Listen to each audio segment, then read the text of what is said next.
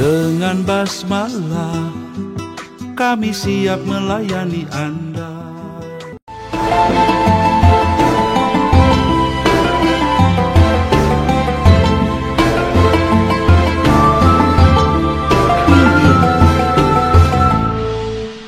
Innal hamdalillah nahmaduhu wa nasta'inuhu wa nastaghfiruhu wa na'udzubillahi min syururi anfusina wa min sayyiati a'malina may yahdihillahu fala mudhillalah wa may yudlilhu fala hadiyalah.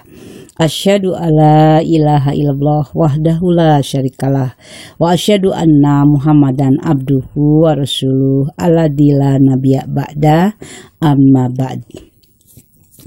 Alhamdulillah para karyawan dan karyawati Rumah Sakit Ashifa yang saya hormati dan dimuliakan Allah, kita bertemu kembali pada kali ini di pengajian kita, pengajian rutin setiap Jumat kedua.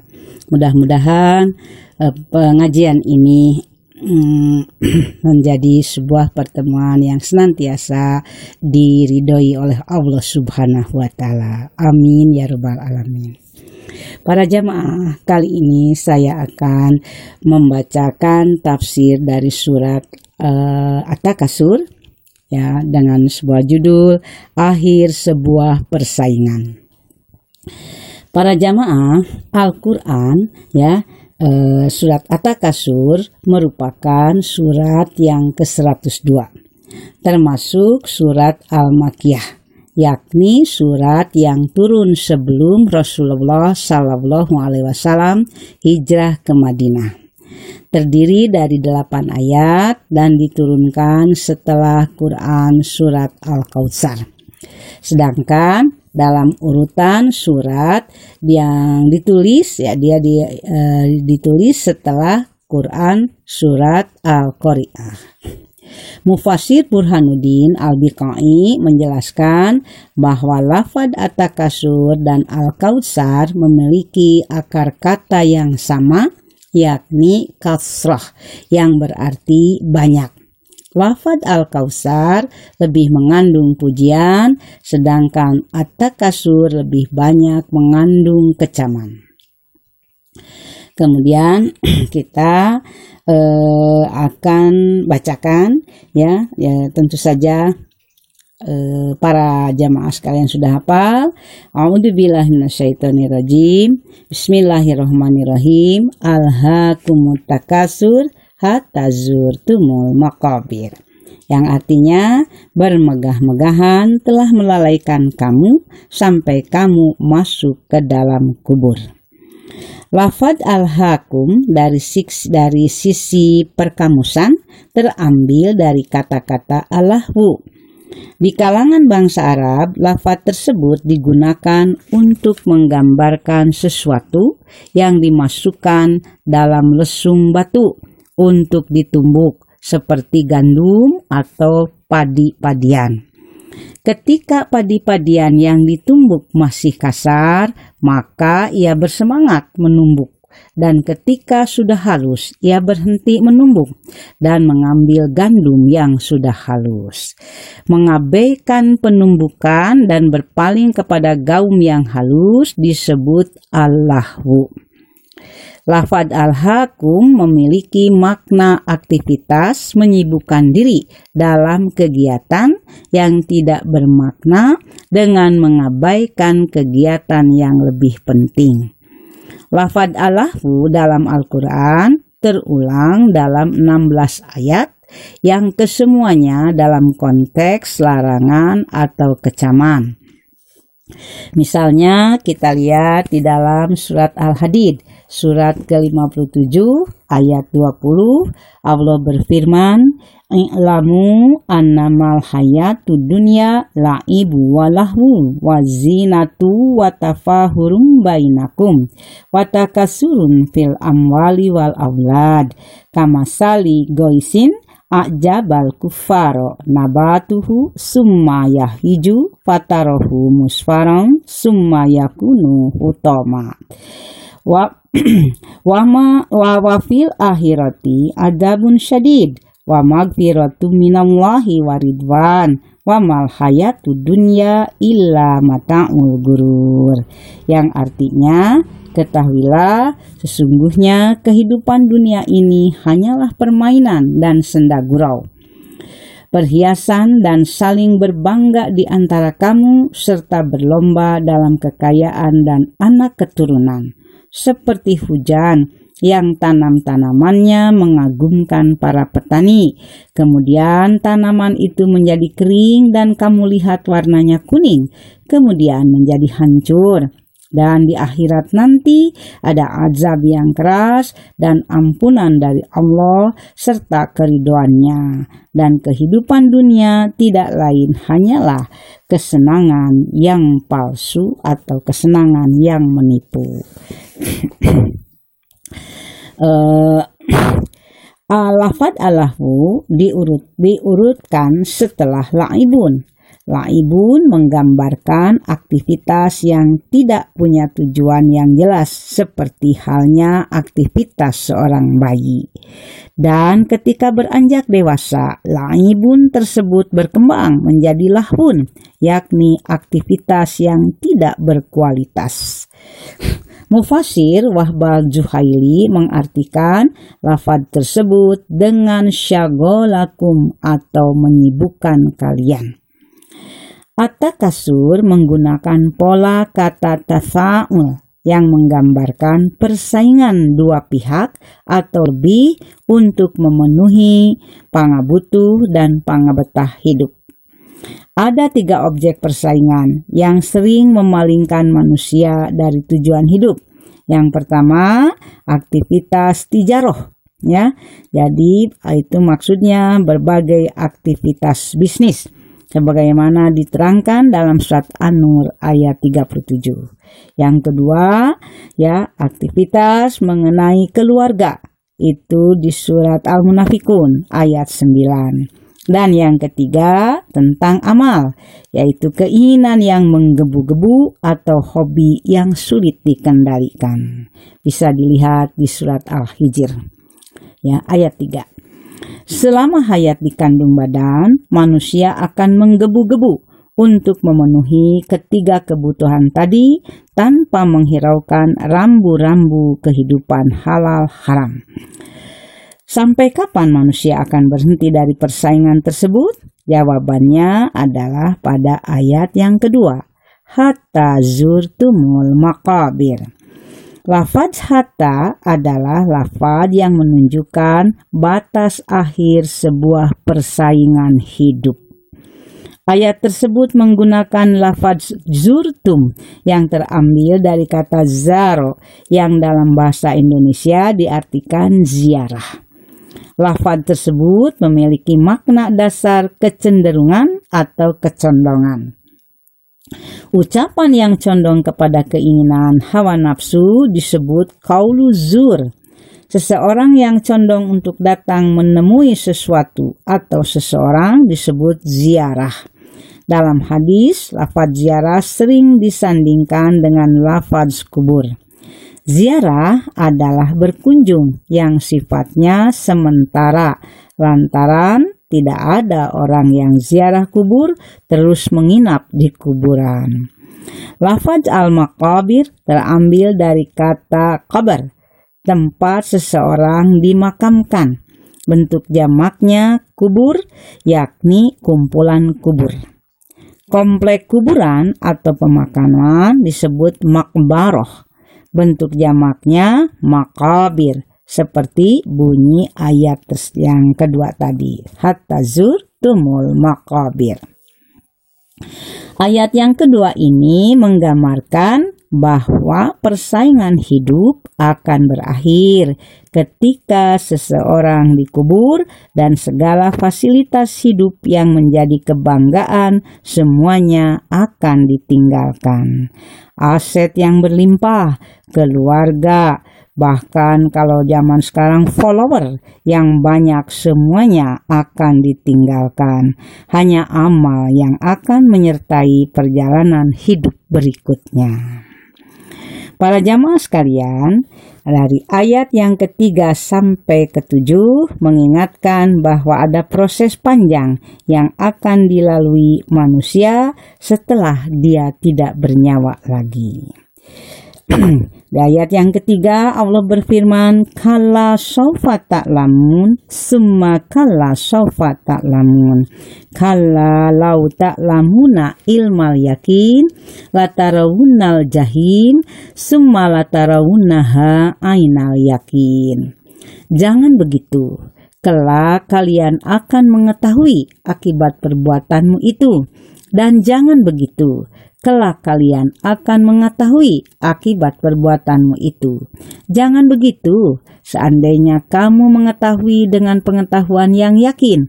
Demi Allah, niscaya kamu benar-benar akan melihat neraka jahim.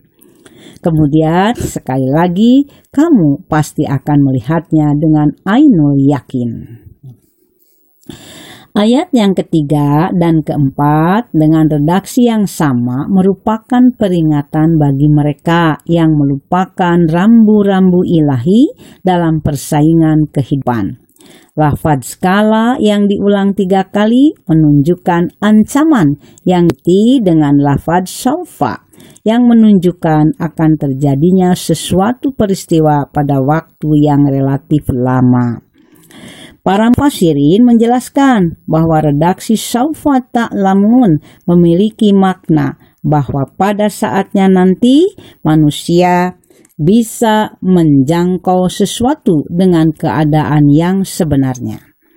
Mufassir Al-Qurtubi menjelaskan, sekufur apapun manusia terhadap alam akhirat, tentu bakal melalui proses dan bakal mengetahui ma fil kubur. Proses alam akhirat tentu bakal melalui proses proses alam kubur yang tidak terpikirkan ketika mereka bersaing dalam kehidupan dunia. Jadi saya ulang bahwa manusia sekufur apapun dia akan mengetahui mafil kubur. Proses alam kubur yang tidak pernah terpikirkan ketika mereka bersaing dalam kehidupan dunia pasti akan teralami. Ayat yang kelima, keenam, dan ketujuh itu lebih menguatkan adanya proses alam kubur sampai penggiringan masuk ke dalam neraka jahim. Dengan gaya bahasa taukid, tamani, ayat tersebut mengingatkan bahwa seandainya seluruh manusia yang bersaing dalam kehidupan mengetahui ada proses kehidupan setelah kematian, tentu mereka tidak akan melanggar rambu-rambu kehidupan yang dituangkan dalam Al-Quran maupun hadis. Meskipun mereka tidak percaya adanya hari pembalasan, pada akhirnya mereka akan merasakan sendiri dahsyatnya neraka jahim. Tentunya kita berdoa jangan sampai masuk ke neraka yang manapun, jangan sampai, karena neraka itu kan ada 7 dan kita semuanya tentu selalu berdoa di akhir sholat, di tasyahud akhir kita selalu berdoa dari siksa neraka jahanam. Mudah-mudahan kita tidak termasuk ke dalamnya. Lafaz yakin dalam Al-Quran dimuat dalam 8 ayat. Di antaranya ada yang dikaitkan dengan ilmu yakin, ainal yakin, dan hakul yakin. Al-yakin dalam kitab-kitab tafsir diartikan pengetahuan yang pasti yang tidak disentuh oleh keraguan sedikitpun. Untuk membedakan ketiga keyakinan tersebut bisa menggunakan ilustrasi sebagai berikut. Adakah Masjidil Haram? Ada. Apakah Anda yakin keberadaan Masjid Haram tersebut? Yakin, benar. Mengapa begitu yakin? Ada 3 kemungkinan jawaban yang diberikan. Pertama, karena beberapa temannya yang sudah melaksanakan haji dan umroh menceritakan kepadanya adanya Masjidil Haram ketika mereka bertawaf. Kedua, lantaran ia pernah melihat tayangan televisi tentang adanya tawaf di Masjidil Haram, atau dia sendiri pernah umroh dan masuk ke Masjidil Haram. Ketiga, ia yakin benar lantaran ia bertahun-tahun tinggal di Mekah.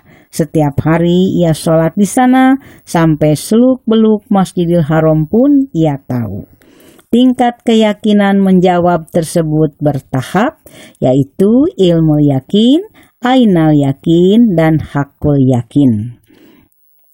Azab kubur atau nikmat kubur tidak mungkin bisa dicapai dengan pendekatan indrawi. Ketika orang masih hidup,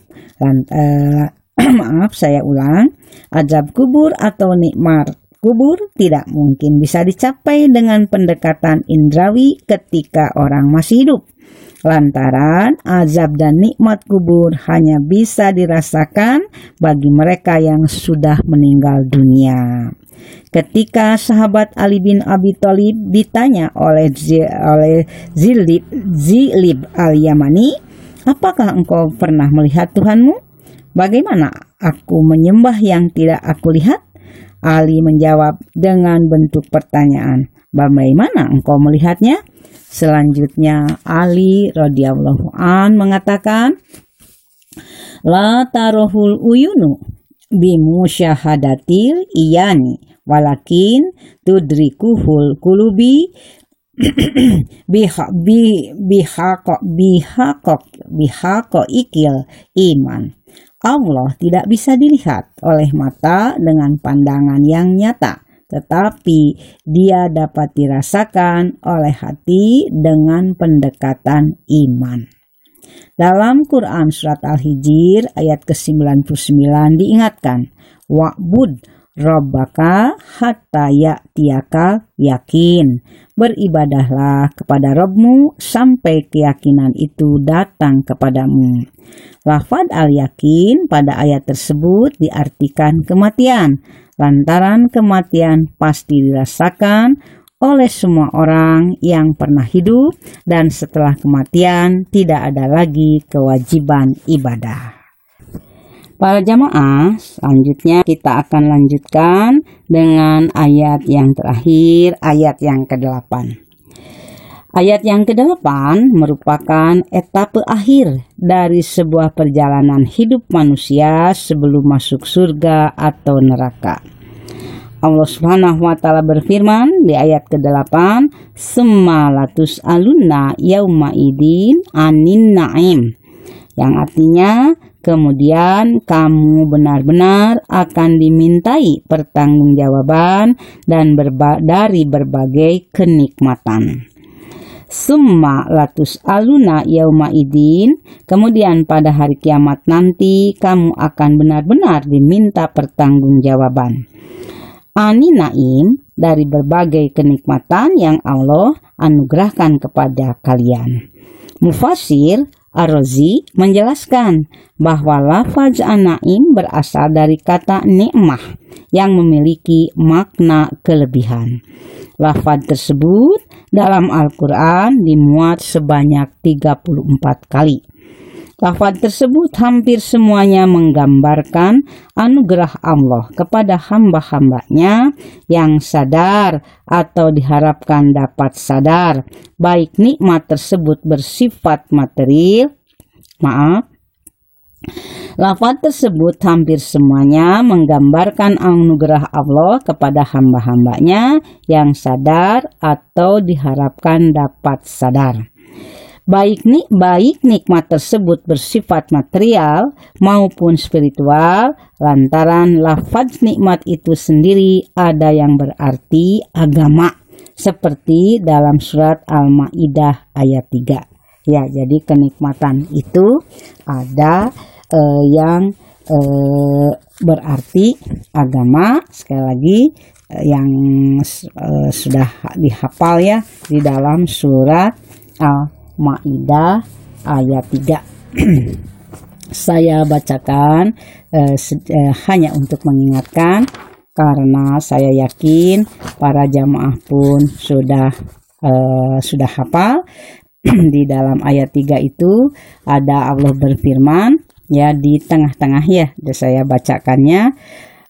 Al-yauma ya'isa ladina kafaru min dinikum falatashawhum wasyauni al-yauma al-maktu lakum dinakum wa atmamtu alaikum nikmati waraditu lakumul islama dina famanitura fimah mausatin ghaira mutajani fil ismi fa innallaha ghafurur rahim. Jadi di sana ada kata wa atmamtu alaikum nikmati, ya. Wah, disitulah Allah menerangkan bahwa nikmat itu adalah dalam hal surat Al-Maidah ayat 3 ini adalah nikmat dalam arti agama. Mufassir Ibnu Katsir, Wahbah Juhaili, Al-Biqai maupun Al-Qurtubi memuat hadis riwayat Muslim dari sahabat Abu Hurairah ketika menjelaskan ayat summalatus aluna yauma idin aninaim. Ya. Dalam hadis tersebut dikisahkan, ya, pada suatu hari ketika panas terik matahari, Rasulullah SAW tidak biasanya keluar rumah. Tetapi pada waktu itu beliau keluar rumah menuju masjid, dan ketika sampai di masjid ada Abu Bakar dan Umar yang sudah terlebih dahulu berada di sana. Lantas Nabi pun bertanya, "Mengapa engkau berdua berada di masjid?" Keduanya menjawab, "Kami benar-benar lapar ya Rasulullah." Abu Bakar pun balik bertanya, "Mengapa Rasul pun keluar tidak seperti biasanya?" Rasulullah SAW pun menjawab dengan jawaban yang sama. Beliau pun lapar.